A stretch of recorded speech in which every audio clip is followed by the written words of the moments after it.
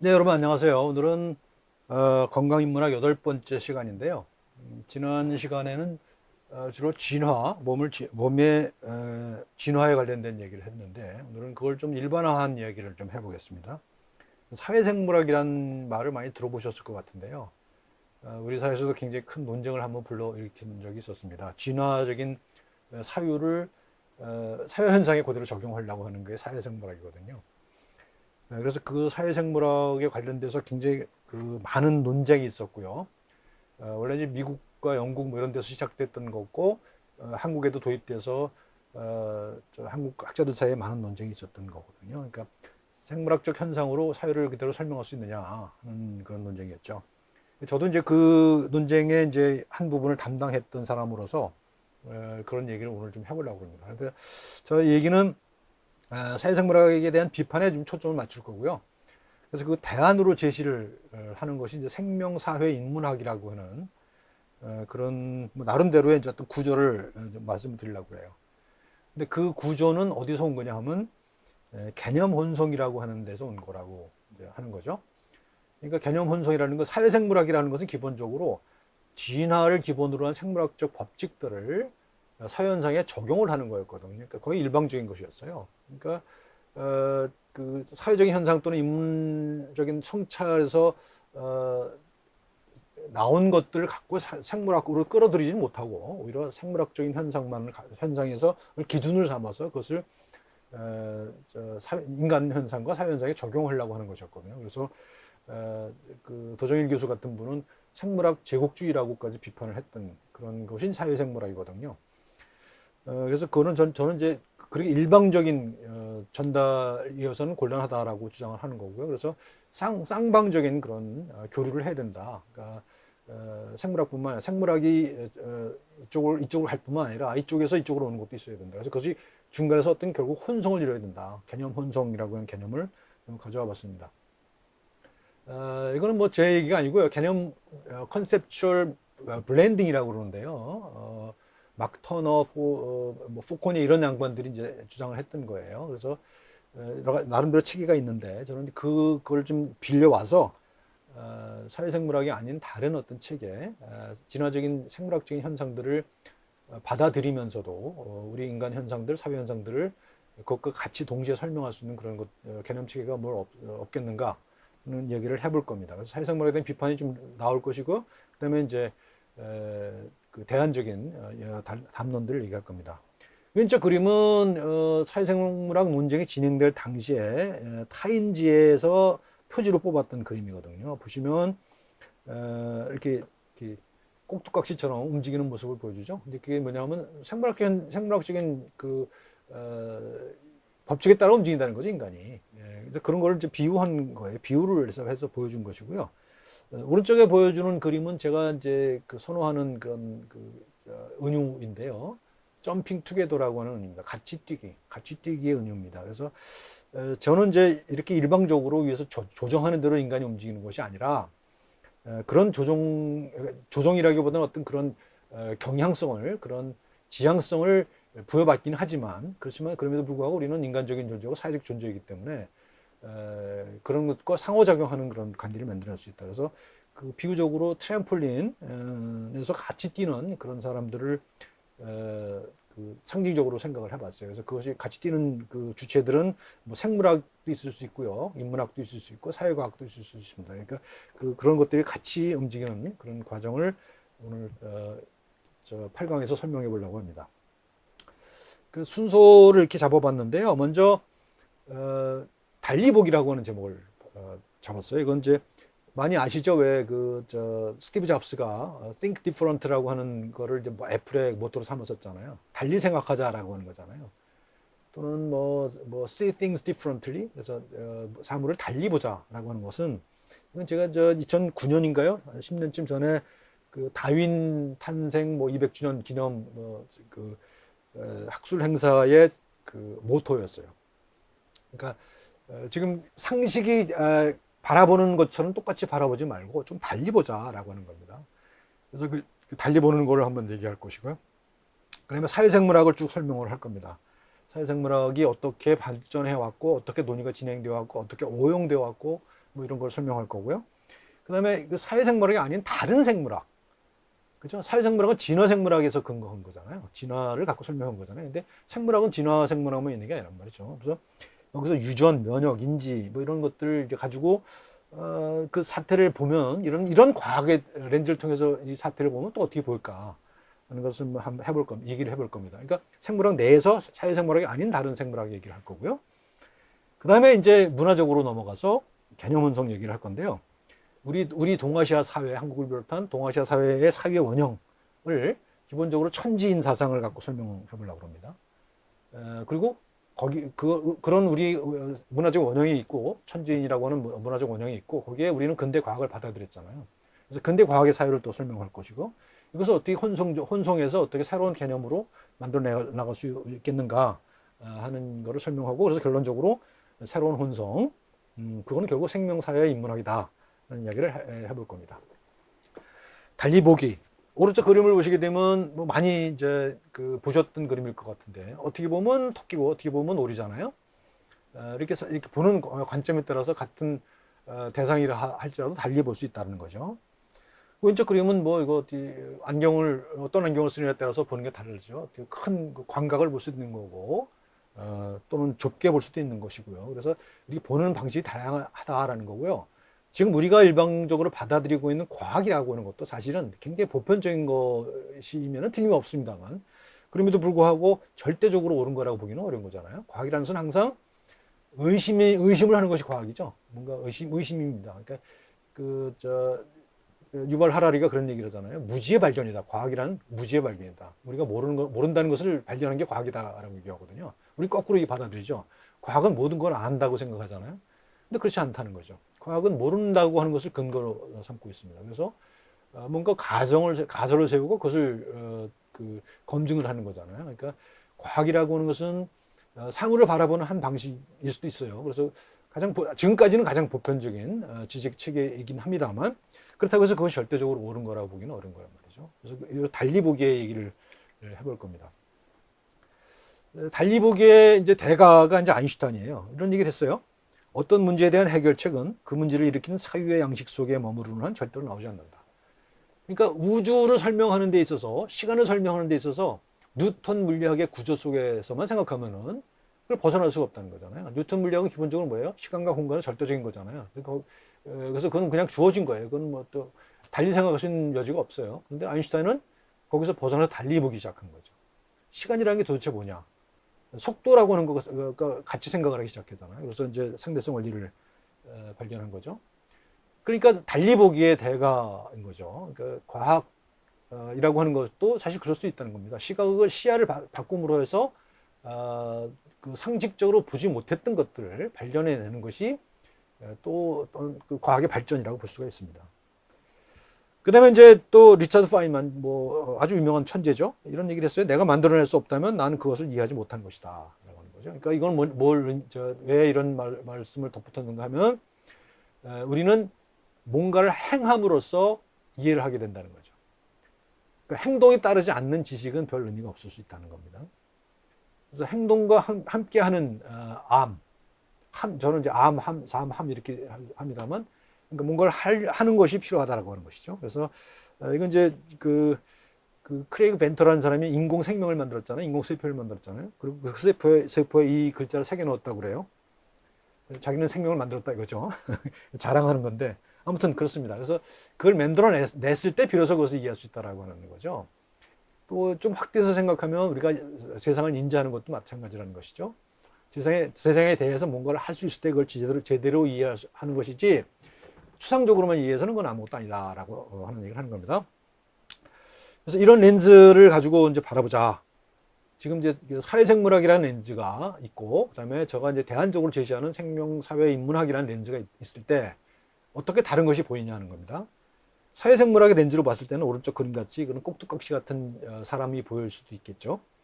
그다음에 제가 주장하는 이 생명사회인문학에서는 트램폴린에서 함께 뛰는 사람처럼 서로 영향을 주고받는 거죠. 서로 영향을 주고받으면서 새로운 패턴을 만들어내는 것이죠. 이 뛴다고 하는 것에 어떤 새로운 패턴을 만들어내는 것이 이제 사회생물학 인문학을 저는 생각을 합니다. 자, 사회생물학이라고 하는 것은 기본적으로 진화와 유전을 결합한 거예요. 이제 그 진화생물학은 기본적으로 그렇거든요. 이제 19세기에 다윈이 이제 그 종의 기원이라는 책에서 자연 선택의 원리를 설명하죠.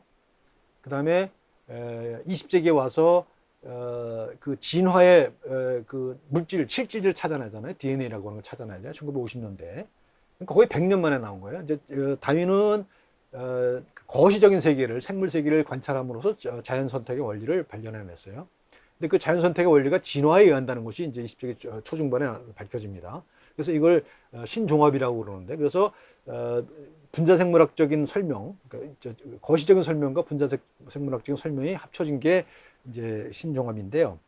이렇게 해서 이제 진화를 설명하기 시작한 게 결국은 이제 그래서 그 최고의 그 발전 단계가 이기적 유전자라는 단계일 것 같아요. 그래서 유전자라고 하는 그 어떤 그 물질적 단계가 그것이 어떤 진화의 추동력이라고 하는 그런 그 설명까지 나가는 거잖아요. 그래서 아무튼 그렇습니다. 그래서 사회생물학에서 기본적으로 그래서 자연 선택이거든요. 자연 선택인데 자연 선택의 기본적인 원리는 뭔가 하면 경쟁이라는 겁니다. 경쟁을 통해서 진화를 한다는 거잖아요. 그러니까 전에 설명한 것처럼 진화의 기본적인 원리는 변이, 많이 다른 개체들이 다른 형질을 가지고 있다는 것이고, 그 중에서 그것들이 경쟁을 해서 환경에 적응한 놈들이 살아남아서 유전자를 퍼뜨린다는 거잖아요. 그러니까 기본적으로 경쟁이에요. 기본적인 경쟁을 갖고 설명하는 게 이제 사회생물학입니다. 근데 그걸 생물학적 현상뿐만 아니라 인간 사회까지 적용해서 설명을 하려고 한다는데 이제 문제가 생기기 시작하는 거죠. 그래서 사회생물학인 것이죠.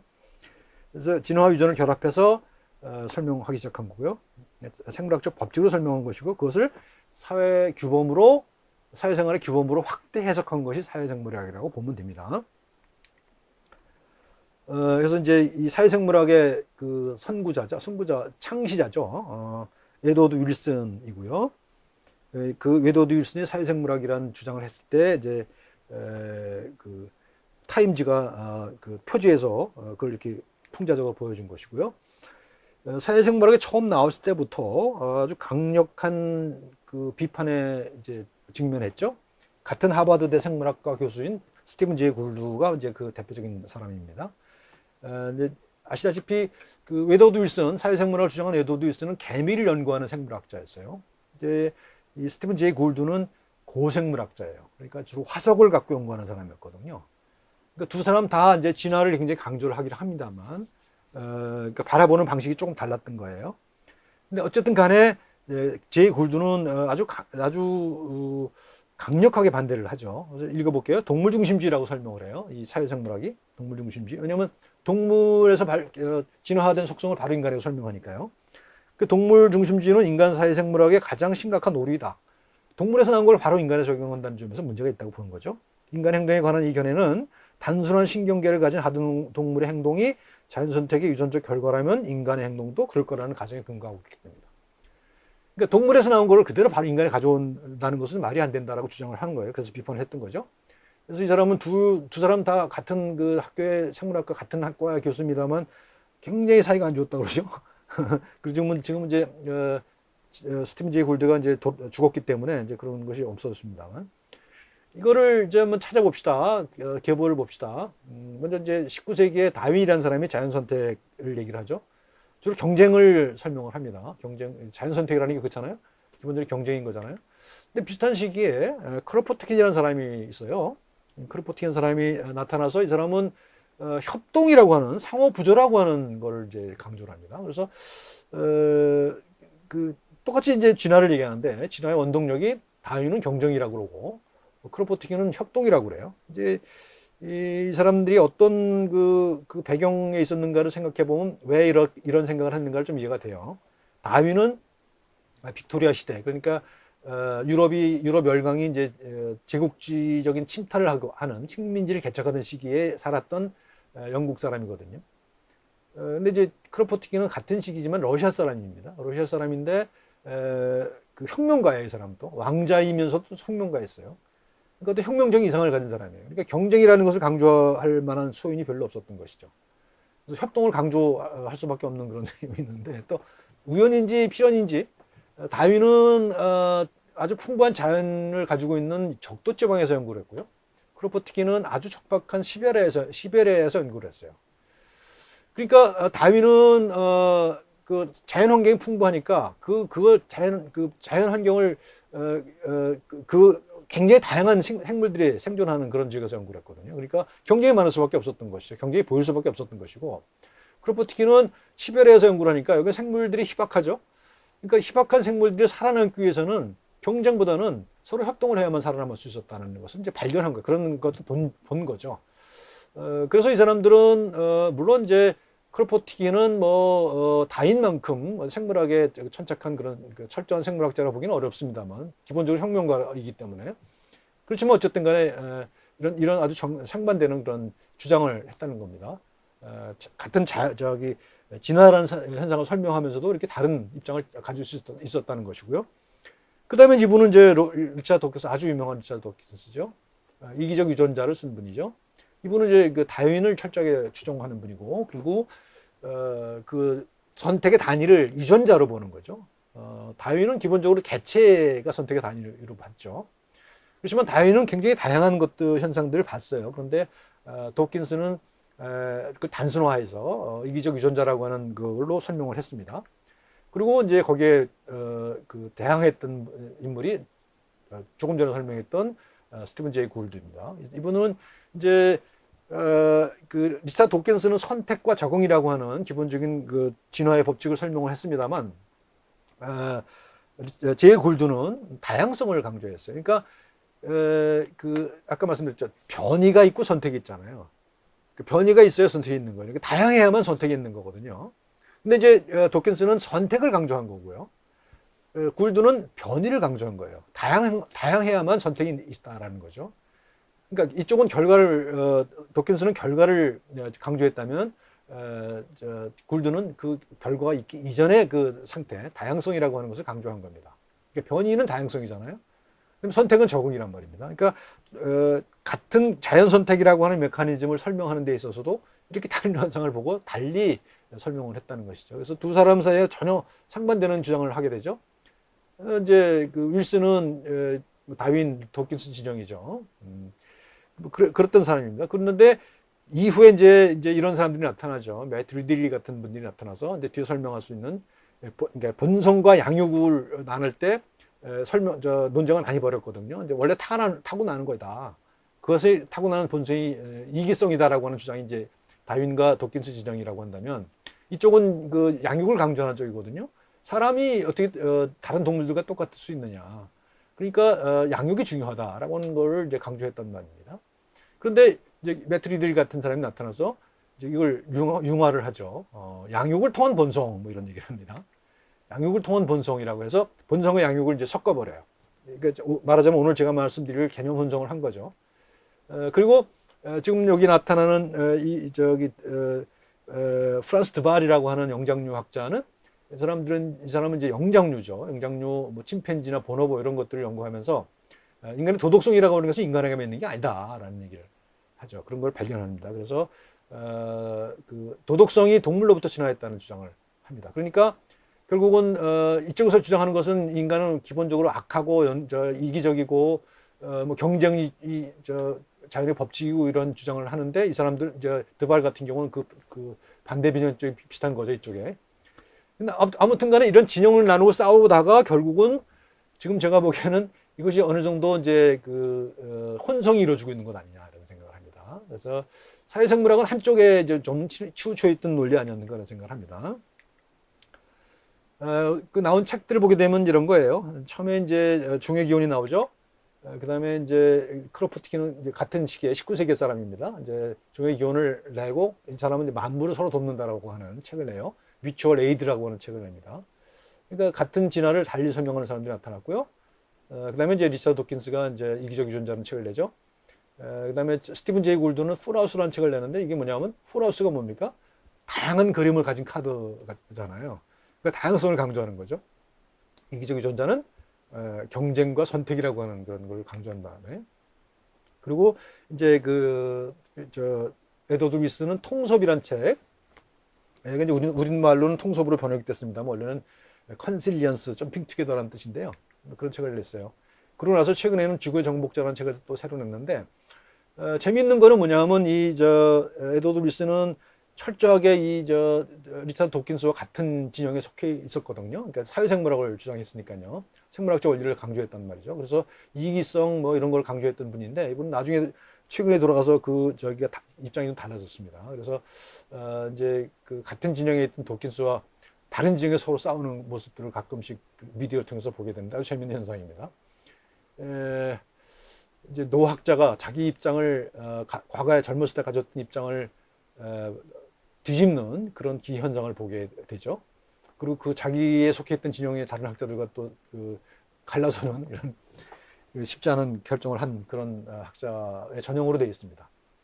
그리고 말씀드렸다시피 매트리드라는 사람은 본성과 양육이라는 책을 쓰는데 이거는 여기서는 이 본성과 양육을 이제 혼성을 했죠. 그래서 양육을 통한 본성이라는 얘기를 했어요. 그러니까 본성과 양육이 딱 떨어지는 게 아니라는 거죠. 양육을 통해서 후천적인 것을 통해서 선천적인 것을 변화시킬 수 있다 하는 얘기를 하죠. 그리고 이제 프란스 드바리라는 사람은 공감 시대라는 책을 씁니다. 그래서 원숭이, 침팬지 이들도 이런 공감의 능력을 가지고 있다는 얘기를 합니다. 지금 이제 생물학적인 얘기를 했습니다만 이런 생각들의 원천을 살펴보면 우리 동아시아에도 분명히 있었습니다. 우리가 배웠던 것처럼 성천설, 성악설 있잖아요. 맹자의 성선설과 순자의 성악설 이게 거의 비슷하지 않습니까? 구조가 비슷합니다. 그래서 맹자는 원래 인간은 선하다라고 하는 주장을 한 거고 순자는 그렇지 않다라고 하는 것이고 그래서 맹자는 인간이 선하니까 인내 정치를 해야 된다. 어짐의 정치를 해야 된다고 했고요. 순자는 본래 인간이 악하니까 예를 갖춰서 그 악한 본성을 바로잡아야 한다는 주장을 했던 것이죠. 그래서 이제 정치 사상으로는 맹자는 이제 왕도 정치를 주장했고요. 도덕 정치를 주장한 거고요. 그다음에 순자는 이제 패도 정치를 주장한 겁니다. 그래서 이걸 구분을 해요. 이거 구조가 똑같죠. 그러니까 이기적 본성과 도덕적 양육을 주장하는 게 이제 도킨스나 이쪽 진영의 주장이 이제 순자의 주장과 비슷한 것이고요. 그다음에 이제 뭐 그런 겁니다. 그다음에 이제 원래 지금은 이제 이게 적응을 하기 시작한 거고요. 맹자의 이야기는 이쪽 진영, 그러니까 굴두 진영과 비슷한 것, 크로포트킨 진영과 비슷한 그런 주장을 한 거라고 볼 수가 있습니다. 아무튼 간에 그래서 본성과 양육이 적응을 해가고 있는 거가 이제 지금의 현상이라고 볼 수 있어요. 그래서 사회생물학의 일방적인 주장은 이제 더 이상 통용되지 않는 것 아닌가라는 주장을 합니다. 생각을 합니다. 근데 우리나라에서는 이 논쟁이 있은 지가 한 10년 됐거든요. 그때도 논쟁이 한 발짝도 진전이 되질 않고 서로 자기 주장만 하다 끝났던 그 기억이 나요. 근데 그 이후에는 논쟁이 없었으니까 지금 만약에 다시 이런 논쟁이 있다면 이렇게 정리가 되지 않을까 저는 그렇게 생각한다는 거예요. 물론 지금 거기에 나서주고 있지는 않습니다. 지난 시간에 나왔던 그림인데요. 이렇게 자기 스스로를 돌보는 거고요. 동물이 자기 스스로를 돌보기도 하지만 또 다른 개체를 돌보는 것도 진화했다는 거예요. 그러니까 모든 생명체는 이기적이다라고 하는 것이 조금 좀 어긋나는 거죠. 물론 또 그 설명하는 방법이 있어요. 그래서 유전자를 나눈 정도가 어느 정도냐 이렇게 해서 친족 선택 이런 걸 주장하기도 하는데 어쨌든 간에 그렇다는 겁니다. 그래서 이것도 지난 시간에 나온 겁니다. 그래서 다른 개체가 고통을 겪는 거를 우리는 잘 견디기 어려워한다. 그런 얘기를 이제 많은 그 사상가들이 얘기를 해요. 다른 사람, 그리고 우리가 고통이라고 하는 주제를 지난번에 얘기했습니다만 고통이라고 하는 것이 다른 사람이 고통을 당하는 것을 목격하면서도 그 고통이 사라지기를 바라지 않을 수는 없다라는 얘기를 했잖아요. 그 인간의 본성이라는 얘기를 했잖아요. 물론 그렇지 않은 경우도 가끔씩 있어요. 사이코패스 같은 경우에. 하지만 보통 그렇다는 겁니다. 근데 이것이 인간만 그런 게 아니라 동물도 그렇다는 거죠. 동물도 그렇다는 얘기를 하는 겁니다. 이 동영상을 하나 보시면 좋겠는데요. 요거는 이제 아주 오래된 동영상입니다. 아까 말씀드린 프란스 드발이 보여주었던 테드 강연에서 보였던 그림인데요. 여기서 이 그림을 보시면 침팬지 두 마리가 이제 같이 이렇게 바나나를 이렇게 끌잖아요. 무거운 거를 끌잖아요. 그래서 둘이 어떻게 협력하는가 하는 걸 보여주는 거거든요. 그다음에 이것도 동영상인데 짧게 봅시다. 짧게 보시면은 제가 그 시간 타임을 이렇게 적어 놓을 테니까요. 그 시간을 보시면 됩니다. 얘네들이 얼만큼 정의감이 있는가. 동물들도 정의감이 있다는 겁니다. 그러니까 공평치 않은 것에 대해서 못 견뎌한다는 거죠. 그래서 공평치 않은 보상을 받을 때는 그 보상 자체를 거부한다는 거잖아요. 그러니까 동물들도 그런 기본적인 도덕성을 가지고 있다는 거예요. 인간만 그런 게 아니라는 겁니다. 그러니까 그 인간은 생명체는 기본적으로 이기적이고 악하고, 그러니까 그 인간만이 그거를 뭐 이렇게 어떻게 한다라고 하는 생각은 아니라는 거예요. 그 잘못된 건 아니냐는 겁니다. 그러니까 인간도 동물과 같은 그런 그 진화의 과정을 겪었다라고 하는 얘기를 하는 겁니다. 그러니까 우리 이것 거꾸로 생각해 보면 우리 인간 속에는 제가 자주 하는 얘기입니다만 우리 인간 속에는 천사도 있고 악마도 있다. 내 속에도 천사가 있고 악마가 있다는 거. 그걸 인정하는 순간 우리가 제대로 된 그 도덕을 진화시킬 수 있지 않겠냐, 그런 생각을 하는 겁니다. 자, 진화의 정치학입니다. 우리가 첫 시간인가 둘째 시간인가 잠깐 얘기했던 적이 있습니다. 우리가 가지고 있는 이 경쟁 일변도의 이 사상이 뿌리가 어디냐 하는 거를 이제 보는 거예요, 지금. 저는 이게 이제 두 개가 있다고 생각해요. 하나는 아담 스미스와 그다음에 다윈이다, 이렇게 생각해요. 근데 그것이 너무 크게 잘못 전해지고 있다라는 얘기를 하는 겁니다. 먼저 우리가 보이지 않는 손이라는 얘기를 많이 들었잖아요. 그래서 보이지 않는 손은 누구든지 자기한테 이런 행동을 하게 되면 그것이 결과적으로 보이지 않는 손이 질서를 잡아준다. 그래서 이걸 어떻게 우리가 이해를 했는가 하면 누구든지 이기적으로 행동하는 것이 자연 법칙이다, 이렇게 이해를 했어요. 근데 전에 이제 다른 강의에서 제가 설명했던 것처럼 이것은 엄청난 오해라는 거잖아요. 아담 스미스가 그렇게 얘기하지 않았다는 거잖아요. 근데 이제 이후에 많은 사람들이 그걸 오용을 해서 소위 말하는 뭐 제국주의라든가 또는 지금 신자유주의를 합리화하기 위한 논리로 끌어 썼다는 거예요. 이거 잘못된 것이. 또 한 가지가 이제 아까 말씀드린 사회생물학, 또 그 이전에 우생학이라는 게 있었어요. 2차 대전 때. 그래서 열등 민족을 말살시키는 그 논리로 활용했던 경우가 있었거든요. 그러니까 두 개가 비슷한 거라고 생각해요, 저는. 잘못 이해되고 오용된 그런 사상이라고 생각합니다. 이 뿌리를 쭉 살펴보면 금방 나와요. 예를 들면 1776년에 아담 스미스가 보이지 않는 손이라는 얘기를 했죠, 분명히. 근데 그거는 제가 말씀드린 대로 굉장히 오해됐다. 스미스가 그러니까 인간은 이기적일 수밖에 없다라고 주장하지 않았어요, 절대로. 그리고 이제 그 멜더스 인구론이 나오죠. 이제 다윈이 그 진화의 메커니즘 설명할 수 있었던 게 이제 멜더스의 책을 읽고 있었다고 그러죠. 근데 재미있게도 이 다윈의 종의 기원이 나오기 이전에 이미 적자생존이라는 말이 이미 사용되고 있었습니다. 다윈의 그 진화론이 유명해지기 전에 이미 스펜서라는 사람이 적자생존이라는 말을 써요. 1851년에. 그리고 다윈의 책이 나오자 그거를 이제 자기 논리로 강화시키는데 적극 활용을 하죠. 그러니까 우리가 알고 있는 우생학이라든가 이런 그 잘못된 진화를 잘못 해석한 그런 것들은 다윈의 잘못이라기보다는 스펜서 같은 사람의 잘못이라고 볼 수가 있어요. 그것을 정치적인 이데올로기를 끌어다 쓴 사람이 스펜서이기 때문에 그런 거죠. 적자생존이라는 말은 뭐예요? 적자만이 살아남고 그렇지 않은 자는 죽어도 된다는 거잖아요. 그러니까 이건 굉장히 그 냉혹한 논리거든요. 자연 선택의 원리를 아주 냉혹하게 해석한 거거든요. 그리고 그거를 스펜서는 사회현상에 일찍이 적용을 했어요. 그리고 1883년에 골턴이라는 사람이 우생학이라고 하는 걸 발명해요. 이거 뭐냐? 이제 그러니까 이 법칙에 따라서 적자가 아닌 개체는 사라져 줘야 된다는 주장을 하게 되는 거죠. 그래서 우생학이 나왔고, 우리나라 조선 같은 경우 민족 괴조론이 나오기 시작하는 거죠. 그래서 이게 이제 이 논리가 나온 게 대개 그 제국주의 침탈기였다는 사실에 주목할 필요가 있습니다. 그래서 진화의 정치학이 그렇고요. 그 다음에 이제 이것이 동아시아에 수용되는 과정을 봐도 또 좀 재밌어요. 처음에 이게 중국에서 진화론을 받아들였을 때는요, 진화라는 말을 쓰지 않았습니다.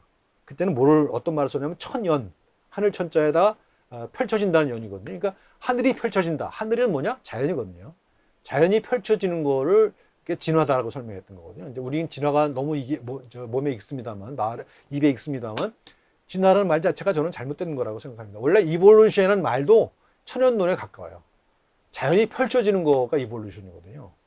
근데 이거를 일본 사람들이 진화라고 번역을 해요. 그 진화, 그래서 거기서부터 이제 우리는 진화하고 진보를 혼동하기 시작하는 거죠. 진화가 진보다라고 생각하기 시작한 겁니다.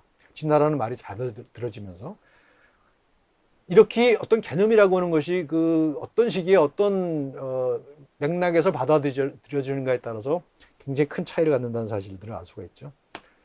그래서 근데 이제 그때 어떤 시기였냐면 이제 중국이 침탈을 당하는 시기였잖아요. 일본 침략을 하는 시기였고 조선도 침탈을 당하는 시기였잖아요. 그러니까 우리는 수세적인 입장에 있을 수밖에 없었던 것이죠. 그리고 우리를 침탈하는 자의 논리에 따를 수밖에 없었던 거예요. 그들이 주장했던 게 이제 그런 거였잖아요. 그래서 그 적자성전의 논리 또는 심지어는 약육강식의 논리, 우승열패, 그러니까 이기는 우수한 자가 이기고 열등한 자가 질 수밖에 없는 거 아니냐. 그러니까 니네 열등하니까 뭐 잔소리 말아라 하는 그런 논리였던 것이죠. 그래서 그런 논리가 그대로 지금까지도 우리 많이 그런 생각을 가지고 있는 것 같습니다. 그리고 어떤 면에서 보면 사회생물학도 이런 전통에 있는 것 아니냐. 저는 비판적으로 그렇게 생각합니다. 반드시 그렇지는 않습니다만 비판자의 입장에서 그렇게 얘기할 수 있다는 거예요. 그리고 이제 우리 같은 경우에는 그런 제가 말씀드린 것처럼 그 진화의 그 논리가 정치적으로 오용된 사례라고 저는 생각하는데 그럼에도 불구하고 그게 이제 우리한테 각인이 돼 있었던 겁니다. 그래서 일본인들이 뭐 지난번에 몇 번 그런 사례를 말씀드린 적이 있어요. 일본인들이 우리를 지배하는 정당화의 논리를 갖고 논리로 활용됐던 그런 측면이 많이 있다는 겁니다. 그리고 그런 것들은 아직도 우리들 속에 남아 있는 것 아니냐 그런 생각을 해요. 그래서 우리가 지금 뭐 예를 들면 우리가 이민자들에 대해서 가지고 있는 어떤 그 편견이랄까 이런 것들도 이런 것에 남아 있는 것 아닌가 그런 생각을 하고요. 뭐 그렇습니다. 그 다음에요. 이런 논리가 이제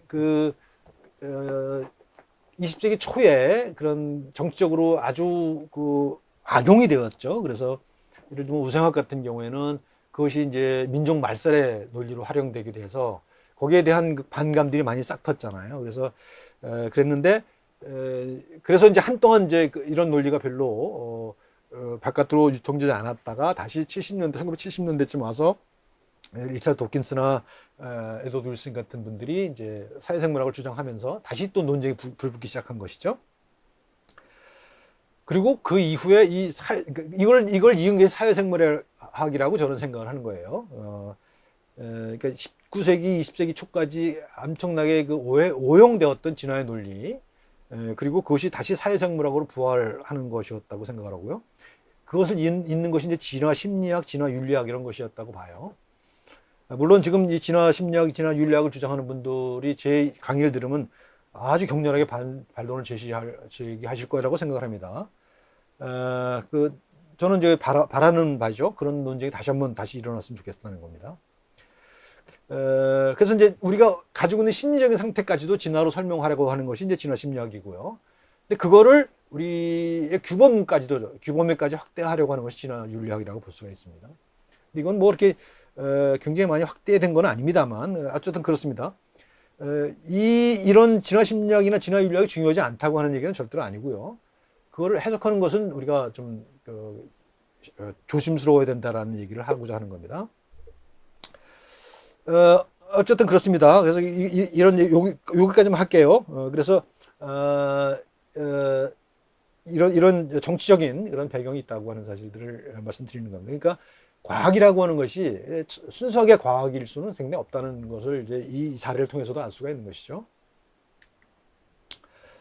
한국의 진화론은요, 뭐 이렇게 다시 한번 설명해 볼게요. 이제 한국에서 이제 어떻게 논쟁이 진행이 됐는가 봅시다. 조선시대에는 이제 중국의 엔푸가 진화론을 천연론으로 받아들였다고 그랬죠. 천연론. 하늘이 펼쳐진다는 것이고요. 그리고 자연선택이라는 말을 어떻게 번역을 했냐면 물경천택 이렇게 했어요. 재밌죠? 물건들은 경쟁을 하고 하늘이 선택을 해요. 물경천택이라는 말이 자연선택이라는 말보다 훨씬 더 그럴듯한 것 같아요. 그래서 물경천택이라는 말을 썼습니다만 이것이 이제 채택되지 못하고 사실은 우리가 지금 자연선택이라는 말을 씁니다만 자연선택이라는 말보다도 저는 학교 다닐 때 자연도태라는 말을 더 많이 배웠던 것 같아요. 그래서 원래 이제 다윈은 내추럴 셀렉션이거든요. 근데 그걸 자연도태로 번역을 한 거예요. 선택은 중립적인 말이지만 도태라고 하는 것은 어떤 가치가 들어가는 말이잖아요. 그러니까 적절하지 못한 자는 사라진다는 거잖아요. 그러니까 거기는 어떤 방향을 제시하고 있는 거죠. 잘못된 저는 번역을 하고 생각합니다. 그래서 그렇게 받아들여졌고 우리나라 같은 경우는 이 그 진화가 생물학자들이 토론을 하지는 않아요. 생물학자들이 토론을 한 게 아니라 주로 어떤 그 정치적인 토론이 돼 버리고 말아요. 그래서 이것이 또 문제였던 것 아닌가 그런 생각을 해요. 그래서 그 아까 말씀드린 것처럼 그 미국 같은 경우에는 생물학자잖아요. 그 도끼수도 그렇고 윌슨도 그렇고 굴드도 그렇고 다 생물학자들이에요. 생물학자들이 토론을 합니다. 그러니까 생물학적인 구체적인 내용을 갖고 토론을 하게 되고 또 거기다가 무슨 이들이 가진 뭐 이념이라든가 뭐 이런 그 맥락이 포함되긴 합니다만 기본적으로 생물학적인 토론이었어요. 근데 우리나라에서 토론은 생물학자가 거의 참여하지 않아요. 생물학자도 관심이 없어요. 한국의 생물학자들은 이런 거시적인 그런 문제에 관심이 없었던 것 같아요. 그래서 정치적으로 오용돼 있다는 그런 역사도 있는 것이고요. 또 이 논쟁에서 생물학이 별로 관여를 하지 않았다고 하는 것도 굉장히 큰 문제라고 저는 생각을 합니다.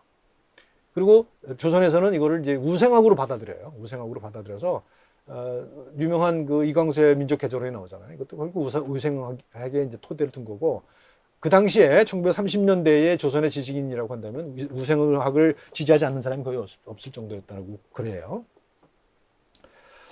그리고 이제 1990년대에 와서야 사회생물학 책이 소개가 됩니다.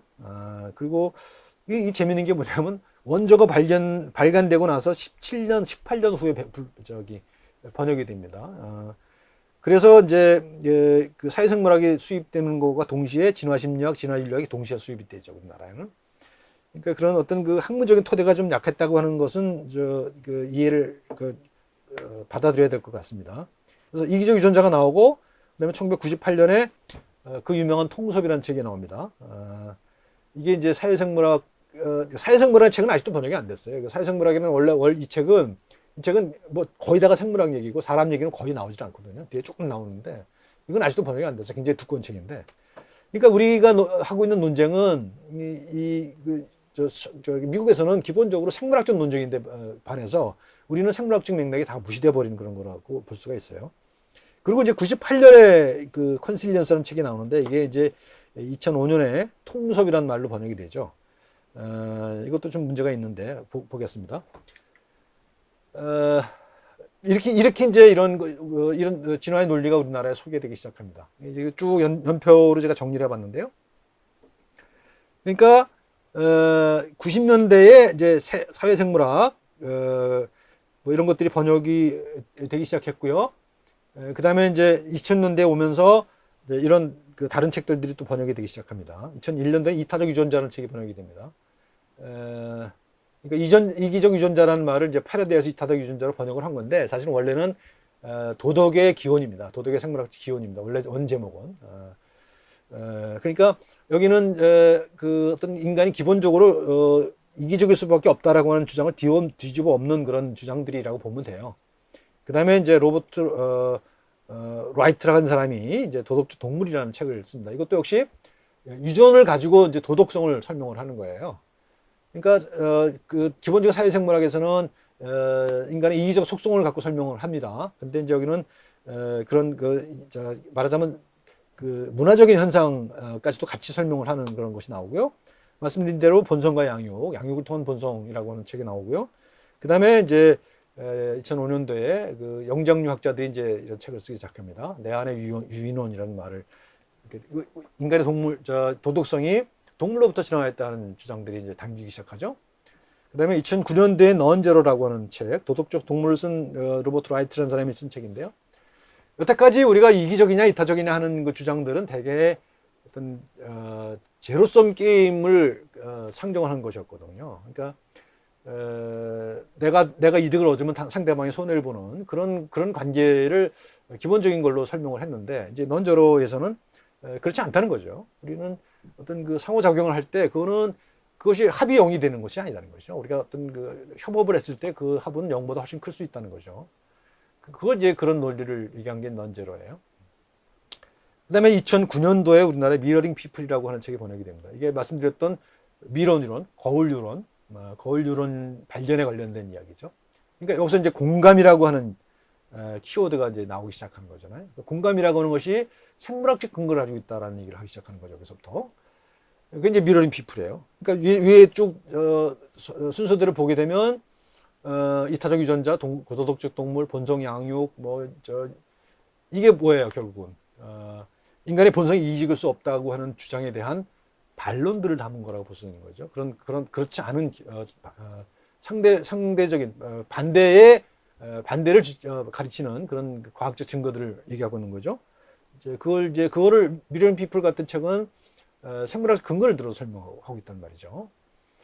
그리고 이제 2010년 공감 시대라는 책, 이건 이제 역시 마찬가지로 퍼스트 발 영장류학자인 사람이 이제 주장을 했고요.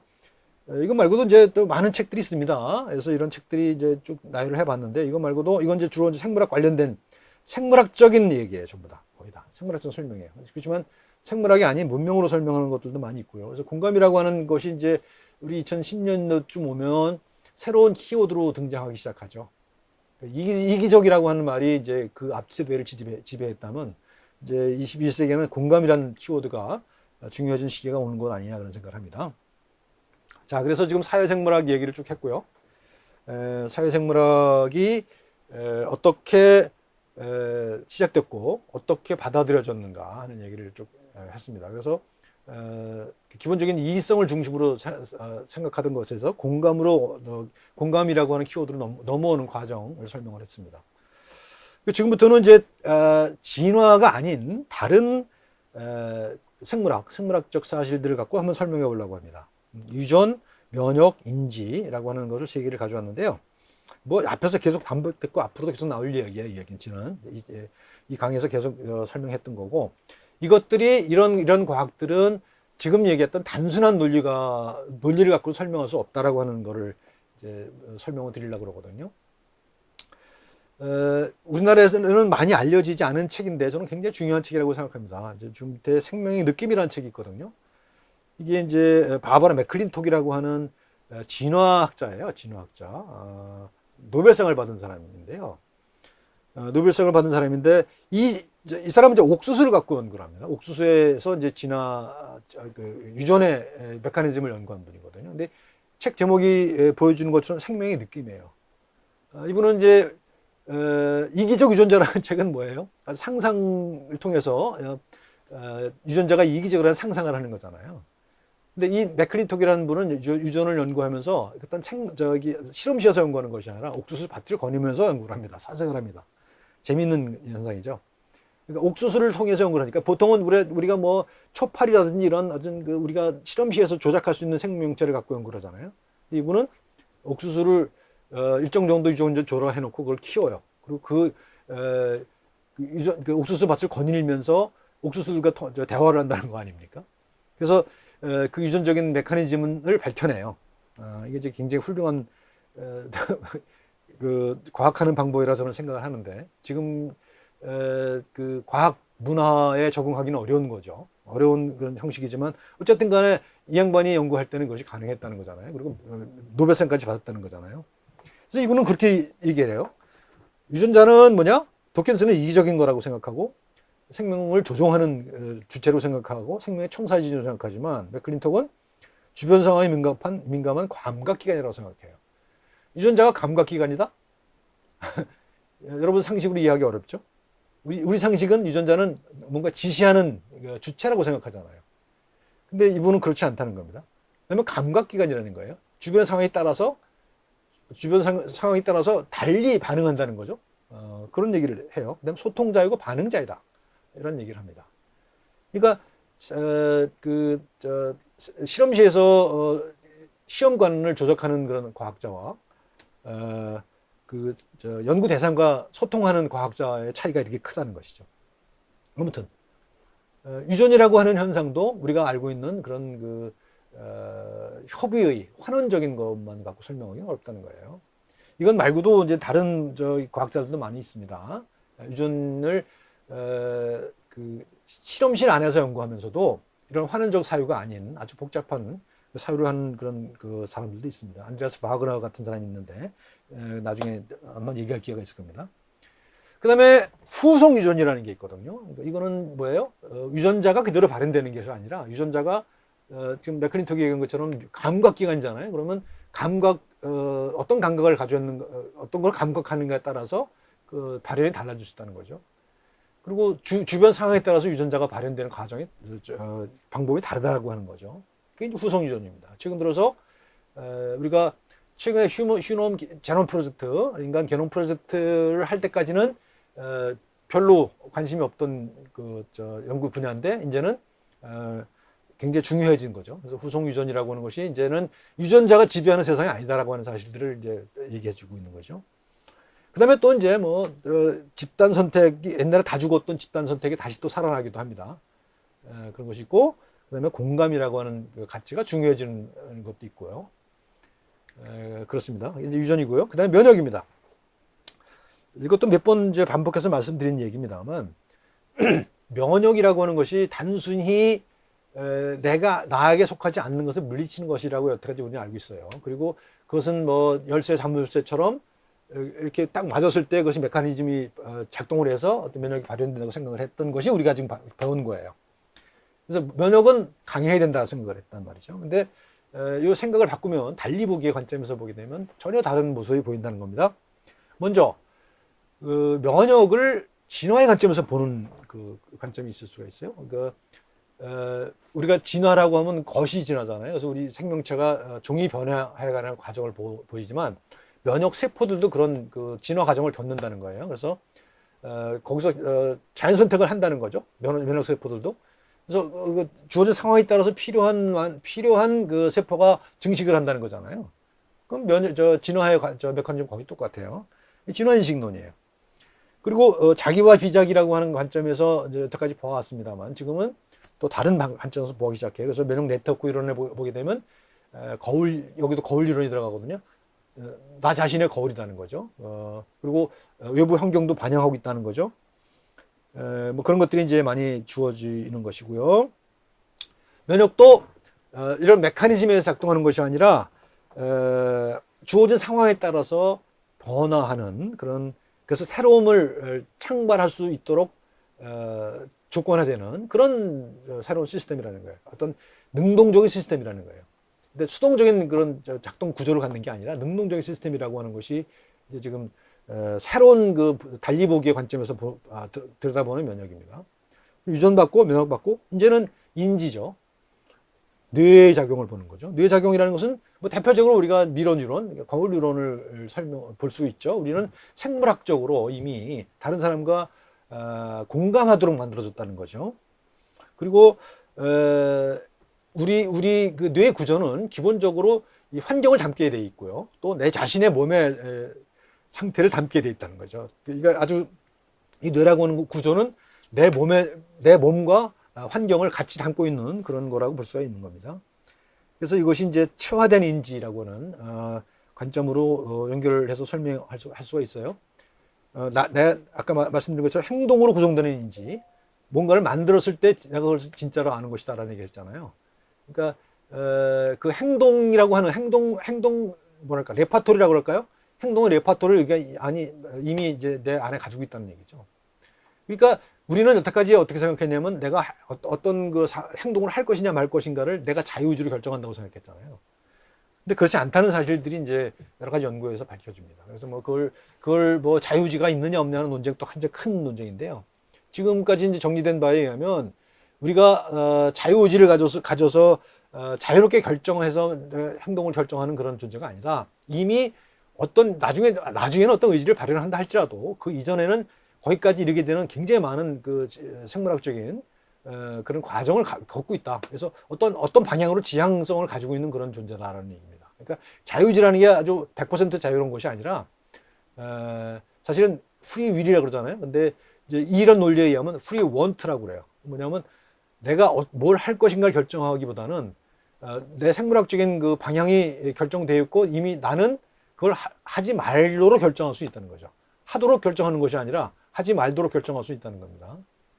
그러니까 그 이전 단계는 뭐냐 하면 굉장히 많은 생물학적인 메커니즘이 관계되어 있다는 얘기예요.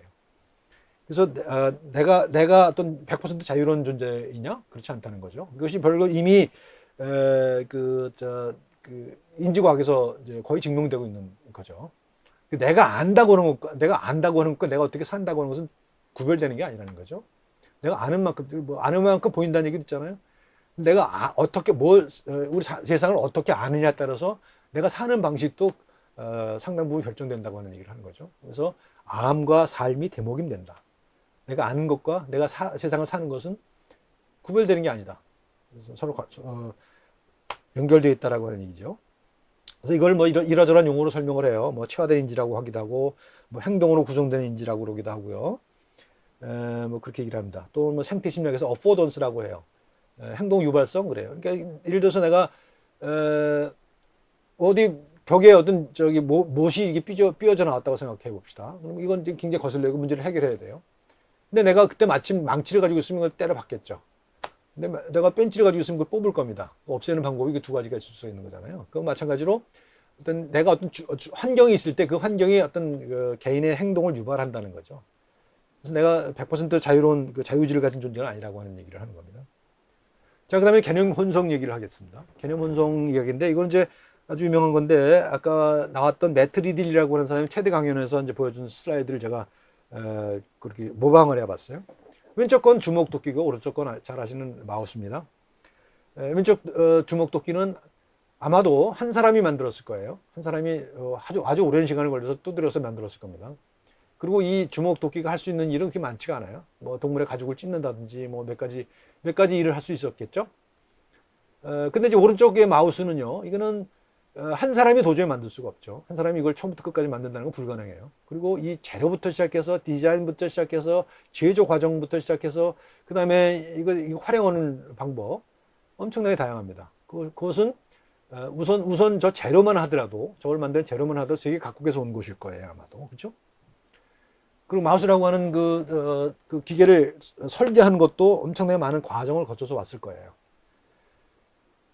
이거는 한 사람이 도저히 할 수 없는 것이고, 또 할 수 있는 일이 무지무지 다양합니다. 그렇죠? 두 개 다 한 손에 잡히는 그런 물건이지만 이것이 이렇게 다르다는 거예요. 여기서 뭘 설명하냐면, 이 사람은 뭐라고 설명하냐면 아이디어들이, 생각들이 섹스를 한다고 설명을 해요. 아이디어들이 섞였기 때문에 저런 마우스가 나올 수 있다는 겁니다. 왼쪽 돌도끼 같은 경우는 물론 많은 사람들이 이제 이런 아이디어를 냈겠지만 결국은 한 사람에게 체화되는 거죠. 근데 오른쪽 거는 굉장히 많은 사람들이 함께 협업을 통해서 만들 수밖에 없는 것이고, 그걸 통해서 굉장히 많은 기능을 할 수 있게 된 거란 말입니다. 결국 이것이 개념 혼성이라는 거예요. 이것은 아까 말씀드렸던 non-zero와 비슷한 개념인데요. 우리가 서로 협업할 때 그 결과의 합은 0이 아니는 거죠. 훨씬 더 서로 윈윈할 수 있는 그런 구조로 되어 있다는 겁니다. 이게 이제 우리가 non-zero라는 개념에서 설명하는 거기도 합니다만, 제가 이제 오늘 설명할 개념 혼성에서도 마찬가지라는 겁니다. 개념이 혼성됐을 때 거기는 두 개의 개념이 개별적으로 가지고 있었던 것보다 굉장히 큰 거를 가질 수 있다는 겁니다. 그래서 저는 이제 우리 전통 사상, 천지인 사상을 가지고 설명해 보려고 그래요. 지금 표를 이렇게 했는데요. 생각해 보니까 굉장히 많은 영역들을 이 표에 담을 수 있겠더라고요. 천지인이라고 했을 때 우리 신화부터 시작해요. 우리 신화부터 시작해서 하늘은 환인이에요. 단군 신화에, 그죠? 하나님이잖아요, 환인. 그다음에 환웅이에요. 환웅을 내려보내요. 땅으로 내려보내잖아요. 땅입니다. 그다음에 그 아들이 이제 단군이잖아요. 사람이에요. 그러니까 환인과 환웅과 단군이 천지인에 속하는 겁니다. 그리고 이제 우리가 보통 그 시간과 공간과 인간이라고 설명하잖아요. 이거 재밌는 거예요. 우리가 시간과 공간과 인간에 다 사이 간자가 들어가 있잖아요. 그죠? 그러니까 시간은 때 사이. 어떤 분이 이제 우리말로 철학하는 거를 이제 얘기하신 분이 성원 잊어먹었는데, 그분이 이제 이런 얘기를 해요. 때 사이, 공간은 빈 사이, 인간은 사람 사이, 이렇게 되는 거죠. 그러니까 우리는 사이의 존재론이에요. 그죠? 서양은 어떤 주체 존재론이라고 한다면 우리는 사회 존재론입니다. 그리고 이 천진을 또 어디다 적용시킬 수 있는가? 우리 한거로 적용시킬 수가 있어요. 그죠? 천진이잖아요. 모음이 기본이 되는 거. 그래서 이거 점이 있고, 땅이 있고, 그 다음에 새로 선 사람이 있다는 말이죠. 이게 바로 천진이란 말이죠. 그리고 전통 학문은 보통 이렇게 세 수로 구분해요. 천문, 지리, 인문 이렇게 구분하거든요. 그러니까 하늘과 땅과 사람이죠. 그러니까 요걸 이제 우리 그 현대 학문으로 그 번역을 해보면 하늘은 자연과학이에요. 하늘은 자연이거든요. 천은 자연을 의미하는 거거든요. 그러니까 자연과학이고요. 땅을 연구하는 거는 사회과학이고요. 사람을 연구하는 인문학이다. 이렇게 설명할 수 있어요. 이렇게 연관을 지어서 설명할 수 있다는 겁니다. 그리고 이제 전통학문에서 이렇게 세 개가 맞물려 돌아가고 있다는 것을 보여드리는 거이고요. 그다음에 사회 존재론, 인간, 공간, 뭐 시간 이렇게 분리할 수 있다는 겁니다. 재미있는 거는 우리가 태극을 많이 문양으로 활용하지 않습니까? 근데 보시게 되면 이거 보여드리는 것처럼 3태극을 많이 쓰죠. 우리 부채도 3태극이 있고요. 우리 그 지하철 환승역도 3태극으로 표현하죠. 그리고 이런 부계도 3태극을 표현합니다. 그리고 가위바위보라고 하는 것도 3개잖아요. 그리고 이런 절에도 이런 3태극 문양이 있는 곳을 많이 발견할 수 있습니다. 왜 그런지는 잘 모르겠어요. 근데 우리나라는 이게 많아요. 셋이라고 하는, 3이라고 하는 상징을 많이 활용하고 있는 것을 볼 수가 있습니다. 올림픽 할 때도 3태극을 썼고요. 그 다음에 이제 여기 보면 계단 문양도 3태극을 쓰고 있습니다. 웃기게도 일본 축구협회 문양이 또 3조고예요. 우리 그 고구려 벽화에 나오는 게 3조고잖아요. 새가 다리가 3개인. 근데 일본이 이걸 몇 개 다 쓰고 있더라고요. 어쨌든 간에 우리 3이라고 하는 3이라고 하는 숫자가 우리는 굉장히 중요한 것 같아요. 우리 뭐 할 때도 3세번이라고 하는 말을 많이 하잖아요. 셋이라고 하는 거가 굉장히 중요한 의미를 가지고 있는 것 같아요. 우리한테는. 그게 그 뿌리에는 천지인 사상이 들어가 있는 거 아니냐는 겁니다. 그리고 이제 뭐 세계인이 불어하는 우리 한글, 이것도 천지인을 본딴 거 아닙니까? 그러니까 이런 것들 다 얽히고 설켜 있는 거예요. 얽히고 설켜 있는 거라고 저는 생각을 해요. 자, 그래서 이제 엉뚱한 얘기를 했습니다. 지금 엉뚱한 얘기를 했는데, 이제 근대 과학의 난제 얘기를 또 해야 돼요. 그래서 지금 이제 개념 혼성 얘기를 할 거잖아요. 근데 그러면은 이제 이 혼성을 어떻게 활용할 것이냐를 설명하려면 근대 과학에 어떤 문제가 있는가를 봐야 되잖아요. 창발의 문제를 설명할 수 없어요. 근대 과학은. 그죠? 그 환원적인 사유를 하기 때문에, 기계적인 사유를 하기 때문에 모든 것이 멈추면 그거 합이 그냥 전체가 돼버리는 거죠. 근데 이제 창발이라고 하는 현상을 근대 과학은 설명할 수가 없어요. 그래서 이건 이제 개념 혼성을 갖고 설명해야 되고요. 생명의 문제도 뭐 문제가 있고요. 마음 문제, 경험 문제 이런 것들을 근대 과학은 설명하기 어려워요. 그래서 이런 것들을 설명하기 위해서는 이런 혼성이 필요하다. 그리고 이제 우리는 근대 과학은 정체성의 사유를 가지고 있죠. 그죠? 그 다음에 자연의 사유를 가지고 있어요. 그러니까 뭔가 이데가 있고, 그 다음에 그 복제가 있는 거잖아요. 우리 기본적으로. 서양 사상의 뿌리가 거기거든요. 그래서 이제 뭐 이런 문제가 있고요. 그래서 대안적 사유로 이제 제가 지정하고자 하는 것이 이런 겁니다. 여태까지 우리 사유 양식은 범주의 사유였어요. 이렇게 어디에 속하냐? 너는 어디에 속하냐라고 하는 범주의 사유를 했거든요. 그래서 분류의 사유를 했단 말이죠. 근데 제가 주장하는 것은 이행의 사유를 하자는 게 변화하는 그런 사유를 하자는 거죠. 그다음에 연속되는 것을 사유하자는 거. 삶과 죽음이 연속되어 있고 몸과 마음이 연속되어 있고, 그렇죠? 그렇다는 거예요. 그다음에 그것이 관계로 이어져 있는 것이지 따로 떨어진 독립된 존재로서 있는 것이 아니라는 거죠. 그 과정으로 얘기를 하자는 거고. 그래서 이제 뭐 종 디자인에서 진화하는 생명으로 이해하자는 거고요. 환원과 종합에서 확장하는 네트워크의 정체성으로 보자는 거예요. 네트워크의 사유를 하자는 겁니다. 네트워크의 사유. 이거는 지금 현대 과학에서도 이제 이런 방향을 가고 있어요. 그러니까 우리가 말씀드린 대로 유전학에서 유전체학으로 갔잖아요. 그러니까 유전학이라는 것은 어떤 유전자가 어떻게 발현되는 걸 봤는데 유전체학이 됐단 말이에요. 지노믹스가 됐단 말이에요. 그건 뭐냐면 유전자라고 하는 것의 집합이죠. 집합이 지놈이잖아요. 이 지놈이 어떤 유전자들 간에 어떤 상호 관계를 가지고 있느냐, 그런 것들끼리 어떤 네트워크를 가지고 있느냐는 걸 이제 연구하기 시작했고, 그래서 소위 말하는 오믹스가 나왔죠. 유전자뿐만 아니라 단백질의 전체, 그다음에 그 중간 산물의 전체, 그래서 무슨 오믹스, 그래서 오믹스라는 것이 많이 나왔고, 유전자, 단백질, 그다음에 트랜스크립트, 뭐 그다음에 대사체, 무슨 뭐 이런 것들이 다 각종 이제 오믹스가 나왔다는 거거든요. 이건 집합이에요, 집합. 어떤 단일한 개체가 아니라 집합을 의미하는 거란 말이죠. 신경계도 마찬가지죠. 단일한 신경세포가 아니라 그것들이 어떤 네트워크를 가지고 있느냐에 따라서 그 네트워크의 활성화 패턴에 따라서 다른 형질을 나타내는 거잖아요. 그런 겁니다.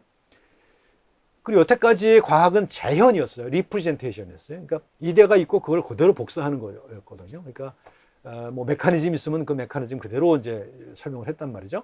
근데 지금은 말씀드린 체현된 거, 인바디되는 것, 어떤 경험이라고 하는 것이 내 몸속에 새겨지는 그런 걸 얘기하고, 또 실현이라고 얘기했죠. 이제 뭐 행동으로서 이렇게 만들어 보여지는 것. 그래서 그 인지 구조가 이제 환경에 이렇게 퍼져 있는 이런 과정으로 간다는 얘기죠. 오른쪽 그림에서 보는 것처럼 이런 각종 그 층으로 이어져 있죠. 각종 층으로 이어져 있어요. 각 집합들이 놓여 있습니다. 그래서 맨 밑에 이제 지놈이 있고요. 그 다음에 에피지놈이 있고요. 그 다음에 뭐 여러 가지가 있습니다. 이 단계가 있거든요. 단계가 쭉 있습니다. 이거 뭐랑 똑같냐면, 우리가 이제 머신러닝이잖아요. 기계 학습, 뭐 알파고 같은 거. 이런 것들이 이제 이런 구조 형태로 되어 있다고 그래요. 층별 구조로 되어 있다고 그래요. 그래서, 빅데이터가 들어가는 층이 있어서 그것이 이제 층별로 이렇게 분류가 돼서 최종 결과를 낸다고 그래요. 이것과 비슷한 거라고 볼 수가 있습니다. 우리 몸도 이런 다양한 집합들, 그것들의 네트워크 이런 것들로 층화해서 설명할 수 있다고 하는 얘기죠. 그러니까 이거 기계적 사유하고는 완전히 다른 거 아닙니까? 그죠? 기계적 사유하고는 완전히 다른 거예요. 그래서 이런 것들이 이제 앞으로의 과학들이 이런 방향으로 나가고 있다는 것을 이제 말씀드리는 거고요.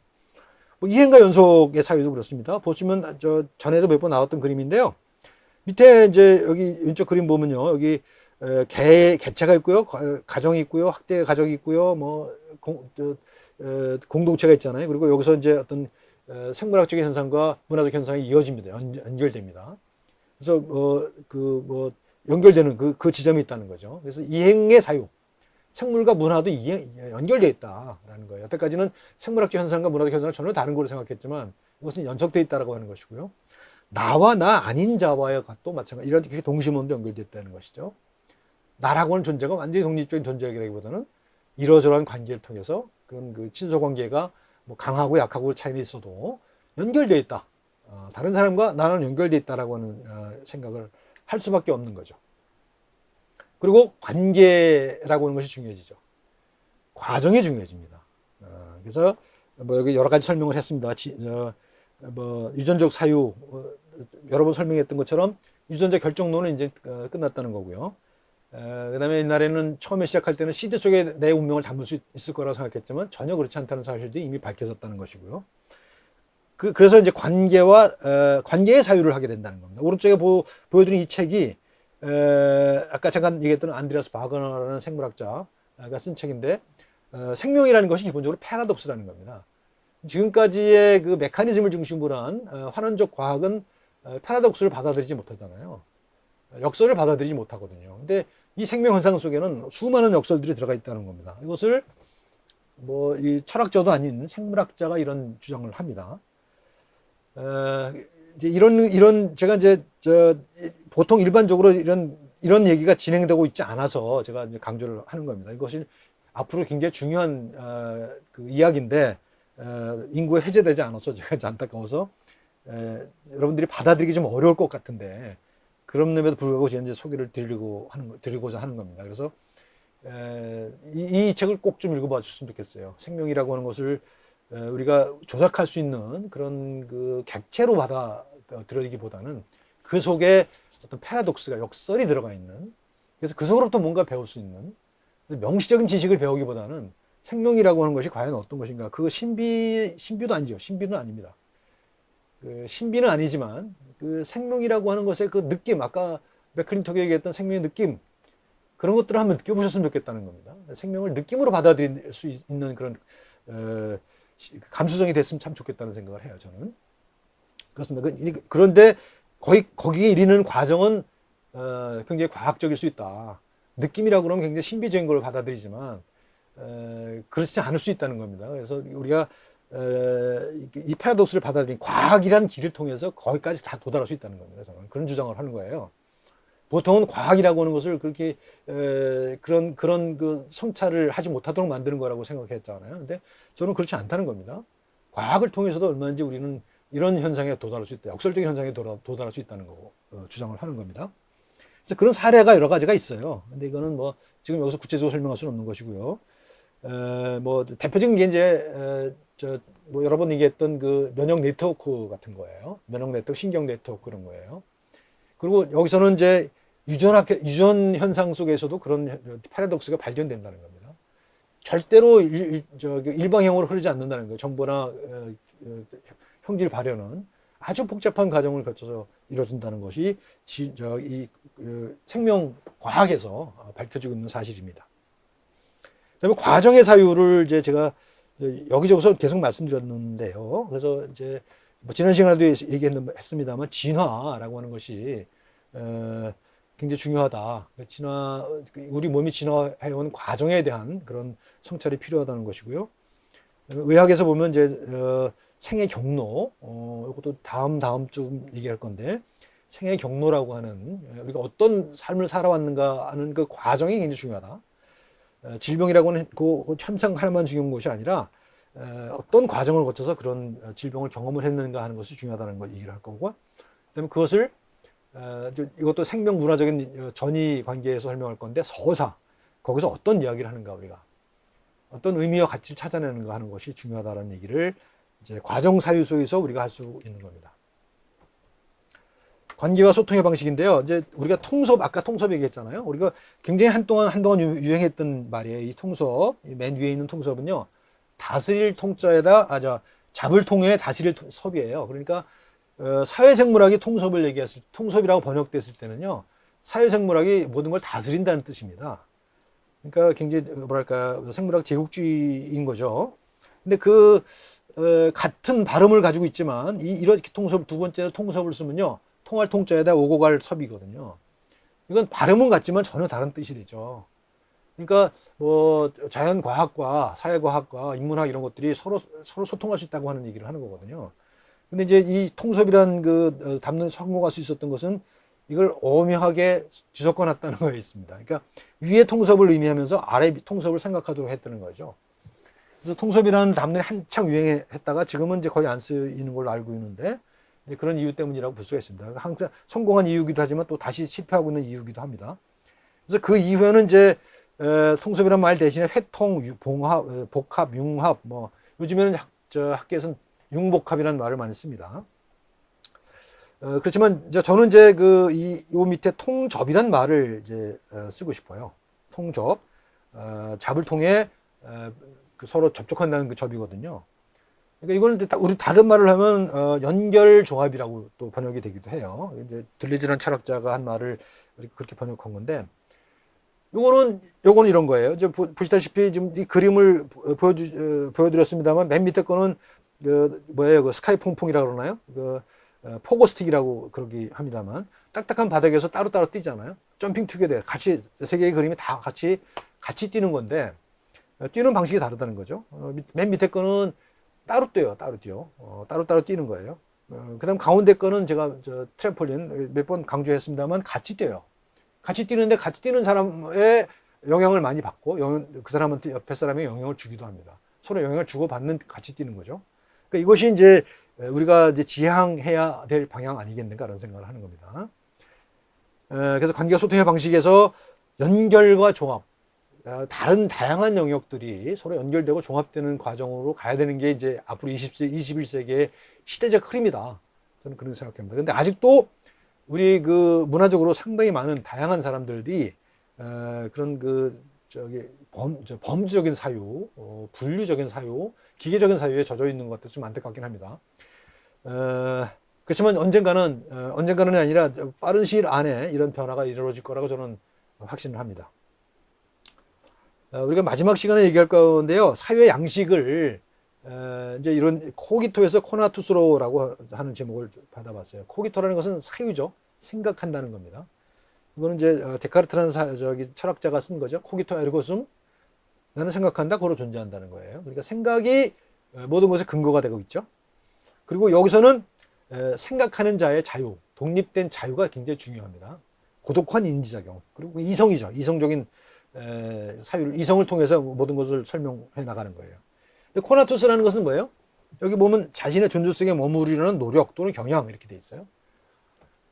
그러니까 이거는 이제 존재라고 하는 것이 코기토에서는 사유에 중심을 두잖아요. 생각이라는 것에 중심을 두고 있잖아요. 근데 코나투스에서는 사유가 아니라 생존이죠. 존재 지속이죠. 존재 지속. 나라고 하는 존재는 존재를 지속하려고 하죠. 어떤 모든 생명체든 간에 존재 지속의 지향성을 가지고 있는 거잖아요. 여기서부터 출발하자는 겁니다. 모든 것은 그 존재를 지속하려고 한다라고 하는 것을 기본적으로 속성으로 보자는 거예요. 그러니까 사유가 기본이 된다면 인간이 중심이 될 수밖에 없는 거잖아요. 근데 이 존재 지속을 중심으로 생각하게 되면 모든 생명을 같이 생각할 수밖에 없게 되는 거죠. 그래서 여기서는 이제 이 스피노자는 자유라고 하는 개념을 어떻게 얘기하냐면, 우리가 지금 생식적으로는 내가 하고 싶은 거 하는 게 자유라고 생각하잖아요. 근데 여기 뭐라고 얘기하냐면 많은 사물의 영향을 수용할 수 있는 능력이 자유래요. 그러니까 내가 다른 사람의 그 영향을 받아들일 수 있는 능력을 자유라고 정의를 합니다. 재밌는 현상이죠. 어쨌든 간에 같은 시기에 살았던 사람입니다만, 데카르트와 스피노자가, 우리는 데카르트의 막강한 영향력 속에 아직도 살고 있죠. 저는 이제 그 대안적인 사유 양식으로 스피노자의 사유를 이제 주장하려고 하는 거고요. 지금 제가 쭉 말씀드렸던 개념 혼성이라고 하는 것도 마찬가지라고 생각을 해요. 그래서 많은 사물의 영향을 흡수하려고 하는 그 속성이잖아요.